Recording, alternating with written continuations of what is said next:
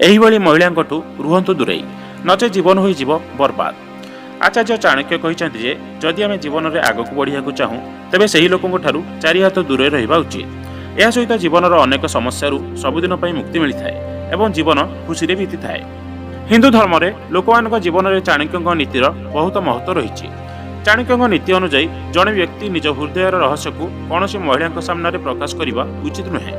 यही कारण जीवन में असुविधा बढ़ी जाए और परवर्ती समय जीवन नष्ट हो जाए। तेणु लोक मैंने एपरी महिला दूरे रहा उचित। चाणक्य नीति में महिला विषय अनेक लेखा होती। एथिरे चाणक्य उल्लेख करछन्ति से किछि विषाक्त महिला सब पुरुष दूरे रहा उचित। छोट बेक थिया महिला सर्वदा दूरे रुहंतु। कारण चाणक्य अनुजाई छोट बेक थिया महिला माने सर्वदा अन्य निष्पत्ति उपर निर्भरशील। से निजे कौन निष्पत्ति नेबाकू सक्षम नुहंती।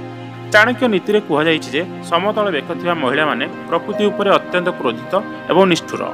यह व्यतीत जदि यह महिला गाल में डिम्पल पड़ुछि तेबे सेमानक चरित्र भल नुहे।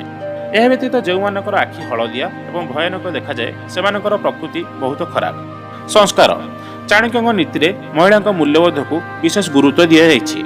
चाणक्य नीतिशास्त्र लिखिछन्ति जे भल मूल्यबोध थिबा जणे महिला निज घर को स्वर्ग में परिणत करती।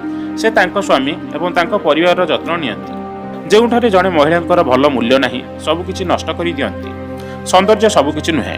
आचार्य चाणक्य अनुजाई महिला सौंदर्य सबकिछि नुहे। जदि जड़े पुरुष तार सौंदर्य को देखि जड़े महिला को विचार करे एवं तांको विवाह करे तेबे एही दुनिया रे तांको ठारू अधिक मूर्ख केही नाहंती।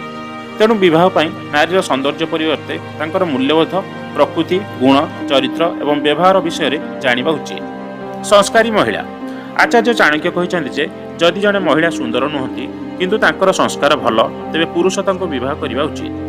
कारण यह होची से महिला जी तांका भविष्य को खुशी रे भरीदेव। एपरी महिला तांको एक महान परिवार दियंती। मनर सौंदर्य आचार्य चाणक्य अनुजाई मनर सौंदर्य देखा उचित एवं शरीर सौंदर्य आदौ देखा उचित नुहे।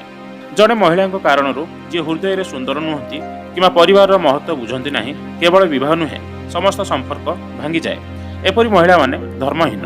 फ्रेंड्स आपको जदि भिडियोटी भल लगी थाए प्लीज लाइक एंड शेयर करेंगे और आपणकर मतामत कमेंट माध्यम जनवाक अनुरोध। रहुछि जय जगन्नाथ।